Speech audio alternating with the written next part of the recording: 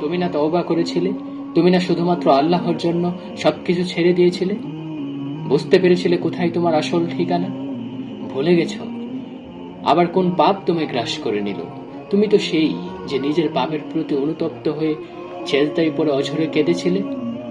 তাহলে আবার কেন দুনিয়া ধোঁকায় পড়ে গেলে? কেন ভুলে গেলে কোথায় তোমার আসল গন্তব্য? তুমি কি হার মেনে নিয়েছো রবের কাছে? তুমি এত দুর্বল, ভুলে গেছো তুমি কার বান্দা, কে তোমার রব? তোমার রব তো সর্বশক্তিমান। সর্বশক্তিমানের বান্দা আবার কখনো দুর্বল হয় নাকি? মৃত্যু পর্যন্ত লড়ে যাও তুমি। শয়তানকে দেখিয়ে দাও তোমার ইমানের পাওয়ার। শয়তানের ধোঁকায় পড়ে অনেক পাপ করে ফেলেছো, তাই নিরাশ হয়ে গেছো তুমি, তাই না? তুমি কি জানো তোমার রব কতটা মহান? তিনি তো তোমাকে ক্ষমা করার জন্য অপেক্ষা করছে। তাই ফিরে আসো সেই রবের দুয়ারে, যার দুয়ার কখনো বন্ধ